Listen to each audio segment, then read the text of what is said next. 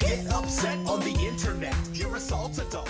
Hey everybody, welcome to Retro Station 1989. My name is Dan. I'm the commander and lone inhabitant of the Retro Station. High above the planet Earth in geosynchronous orbit, playing the games that you maybe not want to, or maybe you've never heard of before.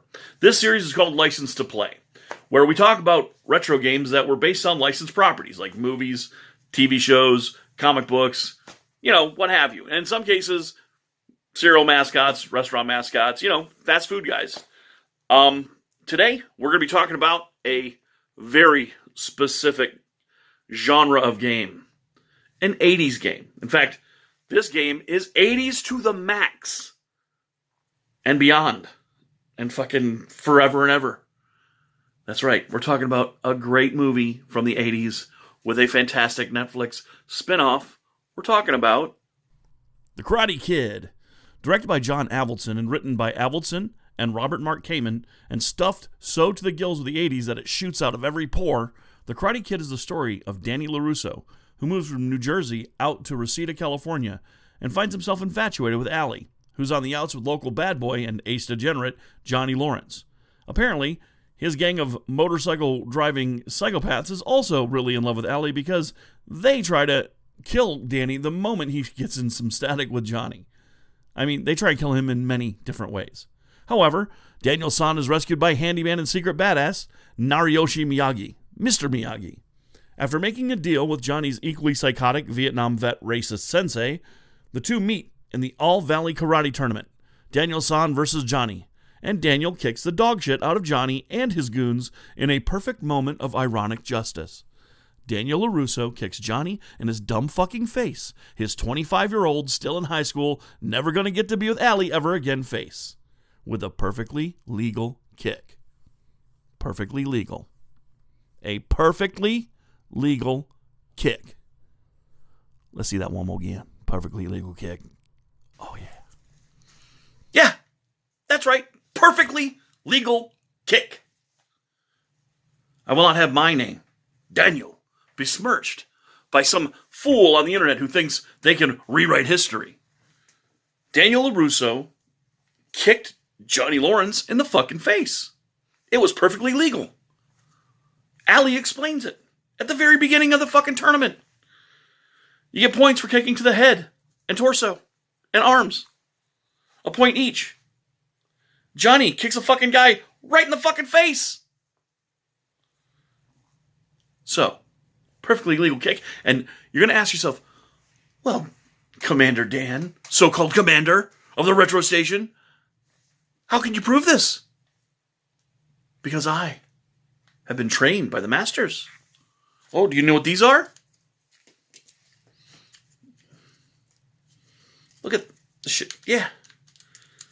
That's right. These are chopsticks. That's right. I didn't meet a Mr. Miyagi in my life. I met a Mr. fucking Bill. Yeah, Mr. Bill. And he taught me how to use chopsticks. Fuck you. I know how to use them. Shit ass fucking shit. I'll chop you, you little fuck. Chopsticks. Look, I'll show you. In the movie, Daniel-san captured a fucking fly with his chopsticks. I'm gonna concentrate. Okay, where are we? Oh, yeah, bitch. Yeah. No? Oh, I just disarmed a mugger. He had a knife. That's right, mugger. You get the fuck out of here. With just chopsticks. In my training. In karate. Oh! Yeah! Ah! Chopsticks. Karate Kid went on to have two sequels featuring Daniel-san and Mr. Miyagi. The first one takes place in Okinawa. The second one against an insane billionaire who has nothing better to do than fuck around with Daniel-san and Mr. Miyagi. And then one with Hilary Swank, which was just as insane as Part 3, what with the paramilitary organization and Michael Ironside as the bad guy and all. And finally, a movie where Jaden Smith and Jackie Chan team up in a similar tale. except it's not karate, it's kung fu. Well, anyway, it's good. It's a good movie. Then, when you thought it was all done, that the brand had been titty twisted into an unrecognizable package, who comes along to save it? This asshole. Right? I know. Apparently, Johnny Lawrence had been approached by fans of the show, the guys who made Harold and Kumar series, no less, and they continued the saga by creating Cobra Kai, continuing Karate Kid on into the modern age. The show follows Johnny Lawrence and gives you his point of view of events from the Karate Kid movie. It's funny, entertaining, and just as crazy as the Karate Kid movies get. In its heyday, Karate Kid was so popular, it had a cartoon, toys, and inspired a video game. Well, not just that video game, an actual licensed game.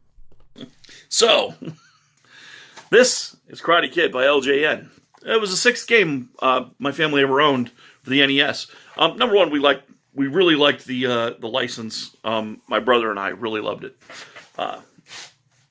And we got it on accident because we rented it from a gas station in our hometown, and the gas station closed up.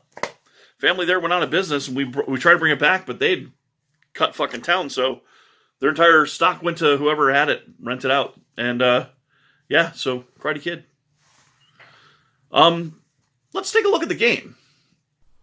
The Karate Kid game was published by LJN and developed by Atlas for the NES in 1987.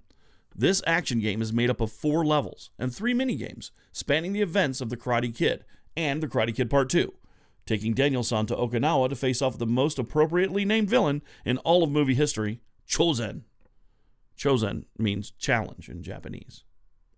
We start with the tournament, and yeah, it is what it is. The NES and its legion of licensed games try to get the broad strokes right, and here we see the All-Valley tournament, and it looks fine, the logo looks sharp, but the ref is a disco maniac with gigantism, which is both hilarious and tragic. And look at his fucking face. He seems shocked that every kick is nearly killing each of these men on their 100% fight for someone's honor to be the hero they're dreaming of and being the best around and all that. Well, stage 1 anyway ends with Daniel-san beating a guy with black hair in a black gi. Not Johnny Lawrence. Clearly a fucking conspiracy.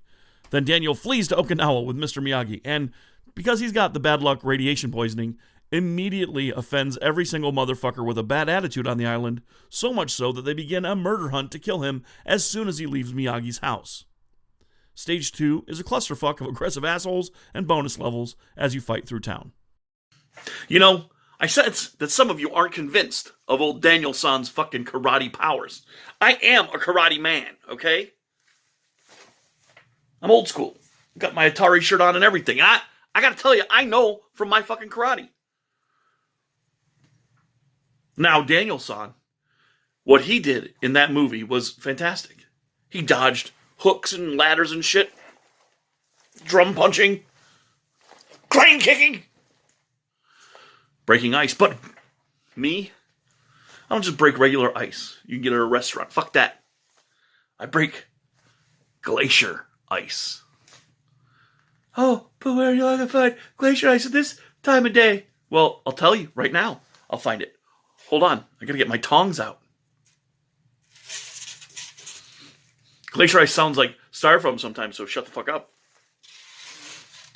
There it is. Look at that. Look at that big piece of glacier ice. Sliced from an Arctic glacier 25 meters north of the coldest spot on fucking Earth with the hardest glacier ice. This is my hand. Trained to be a fucking weapon. Not just a fucking method for getting food into my face. No way. That's just one of its many properties. This is the technique I was taught by Sensei. What did I say? Sensei Bill. That's right. I was just checking if you remembered shit. That's my karate memories. Here it goes. Fire!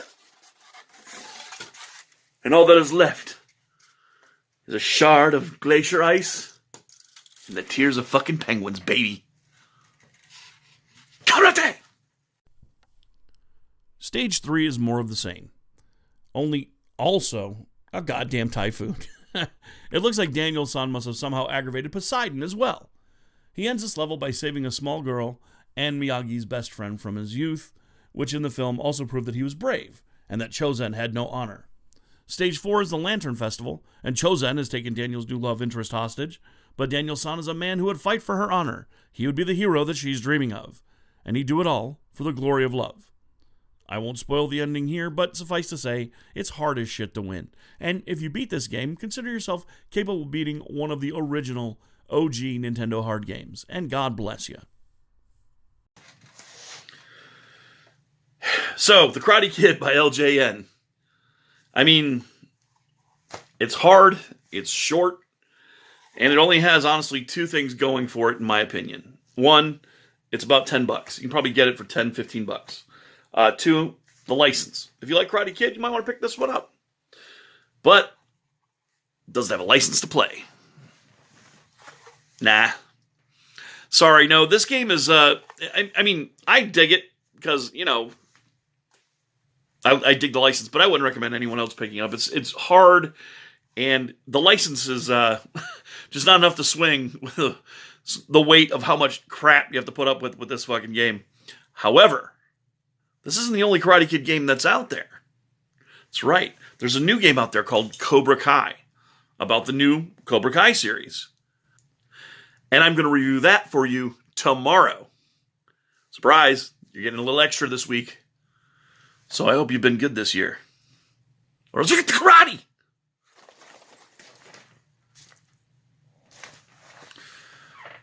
Alright, be sure to like, subscribe, and if you like what you saw here, also click the bell button so you know when I'm throwing up new videos. They're coming up twice a week. That'll be today, and Friday you're going to see brand new retro. And occasionally I'll throw up extra reviews when I've got some, and my pickup videos for each month as I pick stuff up from time to time. Thanks again, everybody, for swinging by, and we'll see you again next review, which is tomorrow. And more than anything else, remember, wax on, wax off, paint the fence, sand the floor, and stay retro. Peace!